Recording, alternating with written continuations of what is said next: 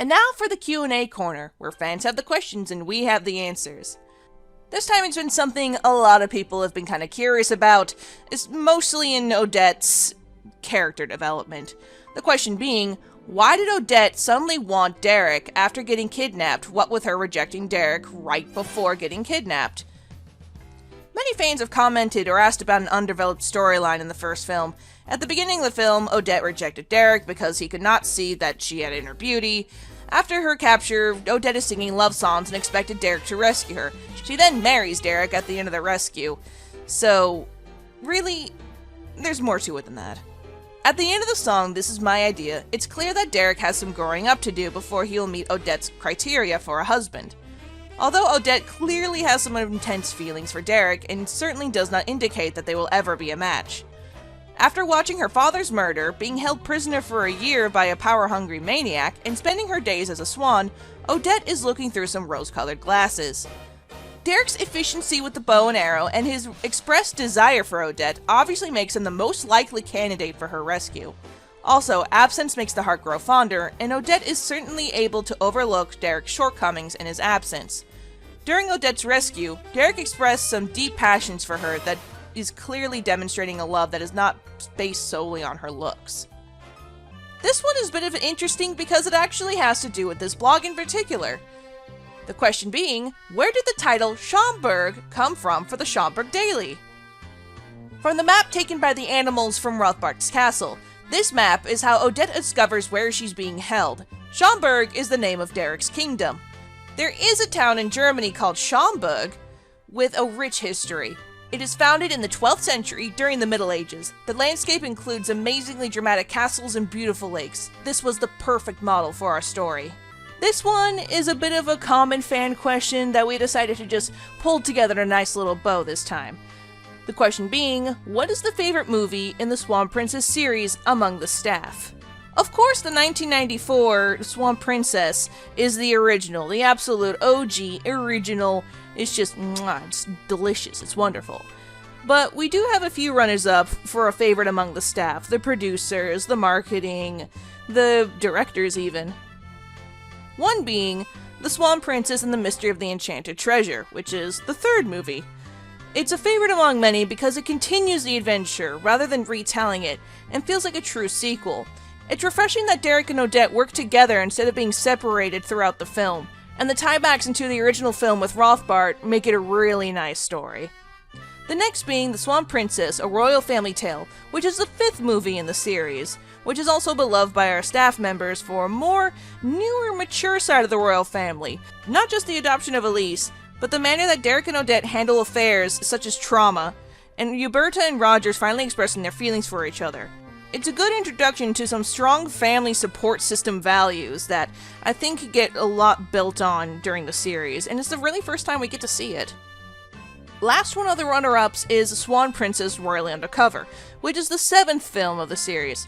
I'm starting to realize we're having a bit of a theme here with all the odd numbers.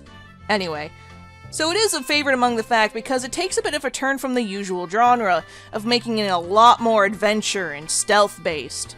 And everyone really likes the steampunk style and the more creative control with the wardrobe and the places they get to go to. It's something everyone got to do a little bit different, and it was a whole lot of fun. If you want to see a further telling of why everyone liked these, check in the description down below for the written blog to see more reasons why we chose these ones. This one was asked by Courtney R. W. Williams from one of the Swan Princess Facebook groups. She asks, the character names are some of my favorite in the animated movies. Do you have any fun/interesting origins or reasons they were chosen for the movie? We reached out to some of our staff for this, and from our character designer Steve Gordon, he says, for JeanBob in particular, to underline he was overreaching his quest to appear superior, the name was a combination of the hoity-toity John Paul, or some name like that, and the lower class name Billy Bob. Though we had a lot more luck with our writer Brian Neeson, as he was to say, Derek was just one of the names we tried. We really like Eric, but then we were reminded that the name was also the name of the prince in The Little Mermaid. I can't remember the other names that were in the running. Initially we thought Derek was too contemporary, but we went with it for one of the early drafts, and it just stuck. Same thing happened later with Alise. It felt too modern, but as time went on, it seemed right and stuck. In regards to JeanBob, in early drafts of promotional materials, his name was Shipley, but we weren't satisfied with just that. I was looking into a play on French male names like Jean-Claude and Jean-Pierre, and I knew I wanted the second half to feel out of place, something that contradicted the Frenchiness of Jean, like Jean-Ned or Jean-Larry. JeanBob seemed to just have the right sound and level of ridiculousness.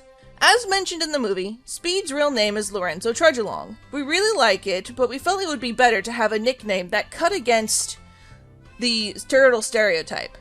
Speed felt right because it mostly sounds like a name that was sarcastically bestowed by JeanBob, along with Mr. Molasses and a host of others. Uberta and Bromley both came from namebooks. They just felt right. Uberta especially seemed to just match her. It sounds rigid and royal. Lord Rogers was a tip to the hat to a many Hollywood butler or valet named Rogers. Originally, Rothbart's sidekick was just called the Hag, but in sequels, she became known as Bridget, which I liked because it seemed like a cute, unexpected name, given that it was the name of the Von Trapp child from Sound of Music. This one is from the username The Wicked Merman. And they ask, I have a question that many fellow fans have wondered about. After helping Rothbart about tricking Derek into proclaiming his love to the wrong girl, and in playing a hand in Odette's death, why was Bridget suddenly and sporadically redeemed without any build-up and was just forgiven, even having Odette allowing her to be her waiting and carry her veil at the wedding?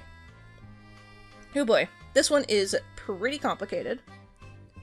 But easy once you think about it. If there's anything Odette's about, it's about second chances and forgiveness. I mean, look at Derek. With Rothbart gone, Bridget had nowhere to go and had a chance to either go to prison or be banished. Bridget was technically the one overseeing Odette's captivity and feeding her under Rothbart's orders. After this relationship, Odette wanted to give Bridget a chance and see if she had more honor and better judgment without Rothbart's evil influence. Lucky for everyone, without being ordered around by a power-hungry maniac, Bridget was a pretty good person.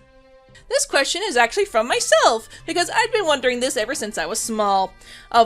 During the section of Norman is a Nice Guy, what is that 6.8 during Rothbart doing all this spell stuff? Well, the question was actually answered by the director, Rick Rich himself. During the production of The Swan Princess in January 1994, there was an earthquake that hit just outside of the Los Angeles area, now known as the North Ridge earthquake. It was a magnitude of 6.8 quake that caused extensive damage throughout the area. After the seismic analysis, it was downgraded to 6.7 quake, but the number 6.8 had already been included in the film as an inside tidbit of the current events. So it was an inside joke of the animators. Fantastic. This question is something that has been on the mind for a lot of people for a good while, including myself, and I didn't really find out until recently.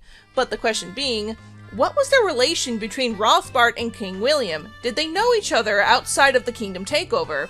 The answer? Actually, yes. There's a small bit of hinting at it at the beginning of the movie, and Rothbart's line of, "I'm not finished with you yet, Willie," and King William's ease of his punishment. But there is a page from one of the Swan Princess DVD extras, from the Swan Princess 3, The Enchanted Treasure, that has it confirmed that Rothbart is actually her uncle. He was shot with an arrow by my evil uncle, Rothbart. So that would make Rothbart and William brothers. This one is something, I keep saying it, that a lot of people ask about it, but it's true, it's due. So we have the question of, if Derek and Odette were married and crowned, why are they still called a prince and princess? The simple answer? Uberta hasn't retired yet. With the kingdoms combined, Uberta has the majority rule as queen over both kingdoms, which would now be a singular kingdom, I suppose. What with, King William gone, so she inherited that, and then, with the proper, So, with Derek and Odette are just simply called Prince and Princess until she's ready to properly retire. Which she keeps saying she will eventually, but it's hard for her to let go. She loves being the queen. So until then, that's just kind of their roles, even with Alise being how she is. This one is from Jace Hilbert, asked from our very lovely fan group of the Swan posters. This one asks, has Rothbart turned anyone else into animals?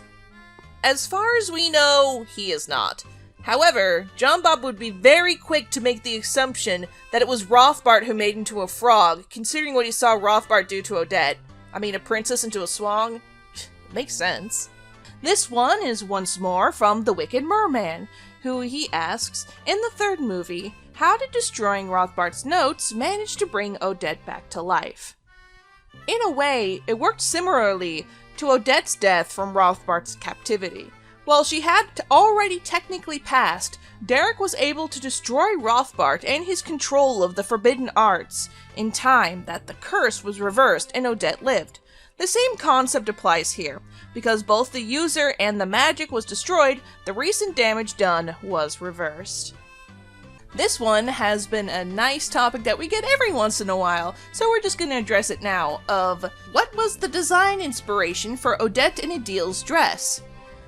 Our answer actually comes from the Swan Princess character designer and animation director, Steve Gordon. He says, "My inspiration for all costuming for Swan Princess was based on Edith Head's work for Hollywood-style medieval-type films, like The Court Jester.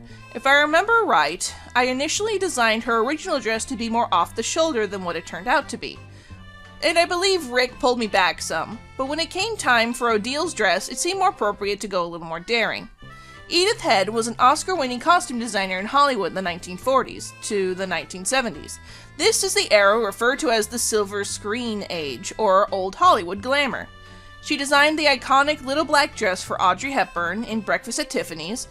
She designed for almost all of Alfred Hitchcock's classic films and designed for stars like Grace Kelly and Marilyn Monroe. One of her largest undertakings was all the costume design in the 1956 film The Ten Commandments." This question has been a long-standing one for a good while about our 3D reboot. Question being, when reviving the brand in 2012 after the initial 3 movies, what was the strategy behind doing a Christmas special to debut the 3D sequels? Answer being, Sony Pictures came to us wanting sequels to release direct to DVD, and the biggest component missing in their home entertainment catalog was Christmas-themed films. This was in line in the overall family values that we wanted to convey, so we said yes to that one in particular, so we could help them fill it out. If you have any questions for the Q&A corner, email odette@swanprincessseries.com or follow us on our Tumblr, our Facebook, and on our Instagram.